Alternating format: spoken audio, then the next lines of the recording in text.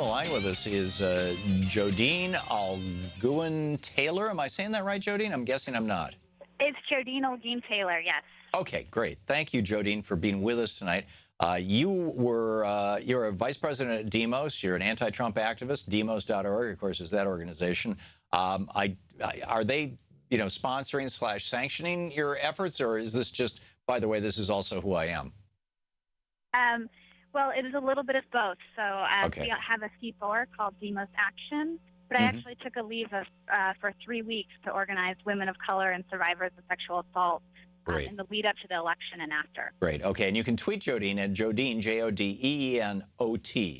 That is her Twitter handle. So, Jodeen, you were one of the participants and organizers of last night's anti-Trump protest in New York City. Tell us about it. Yes, that's right. So I'm part of a network of racial justice and immigrant rights and gender justice organizations across the country. And actually, before even we knew what the electoral results would be, we had planned to do a demonstration in cities across the country, because we knew that regardless of the election, we would need to put forward an agenda that is pro-woman, pro-immigrant, has a vision for Black lives, and demands an end to rape culture. And so we had been planning actions regardless of the outcome. But of course, we were especially heartbroken, enraged, angry, sad, actually terrified when we found out that Trump had won. And we had been doing massive voter engagement, voter education, outreach programs with women of color all over the country. And so the actions last night in New York, over 10,000 people, were much largely than we had anticipated.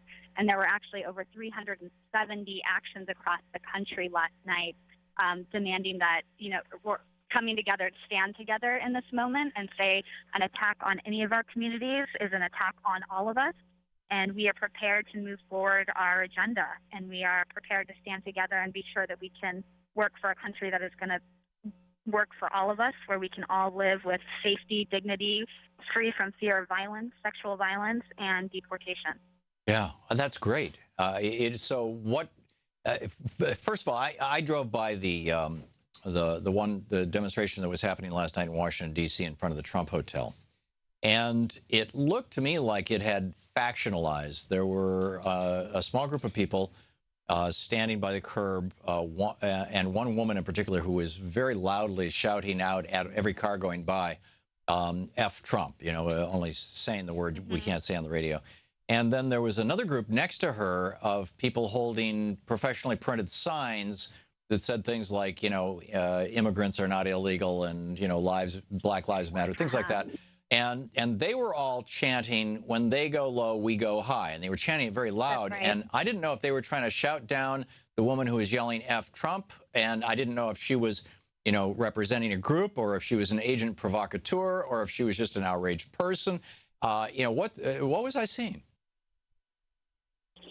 I apologize if there's background noise. I'm in Atlanta on my way to another protest. That's okay. You sound great. Great. So it is true. So in New York, there were also a handful of Trump protesters or Trump supporters that came out. And we know that happened in cities across the country. But what we also saw is that the mobilization, as was the mobilization of our people in the election, was much bigger, much more determined, and actually positive. We came out last night with a message about how we need to see our country move forward.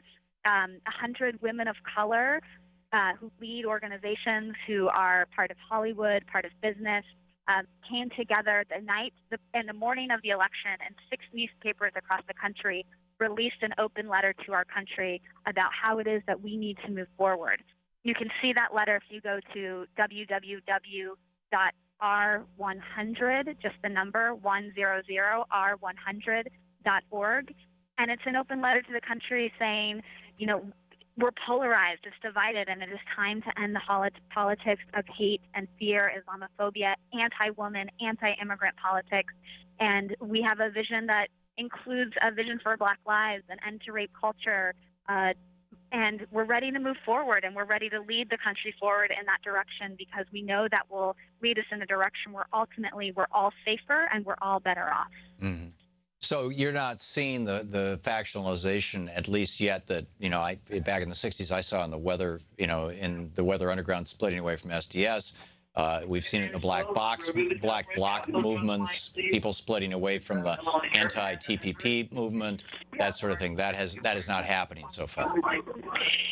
So there are different elements there are different kind of factions in the very broad movement that has opposed having a sexual predator for our president.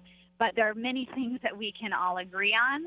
And we all agree that we need a pro-woman agenda. We all agree that we need policies that keep our families together and don't rip our families apart and deport them. So how do we get there? So I think it starts by taking a pledge to take action. We're so isolated, and especially in communities that are under attack, we can be very isolated.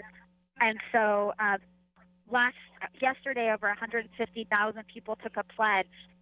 You can see the pledge on the website that I described that says, I pledge to stand with women of color leaders who are moving forward solutions.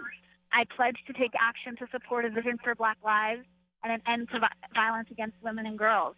I pledge to build power to make it possible for women to make decisions about our bodies, about our health and reproduction. I pledge to stand for common sense immigration reform and an end to Islamophobia.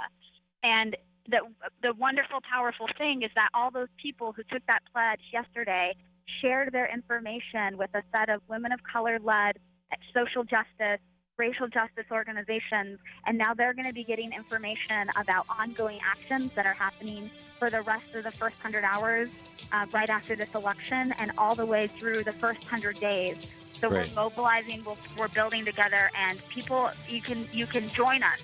Just go to that website, sign up, and then you'll be getting information about how you can take action. There you go. Jodeen Olguin-Tayler, thank you so much for being with us. Thank you so much for doing the show, and we hope your listeners will come out in the streets. You're listening to the Thom Hartmann program.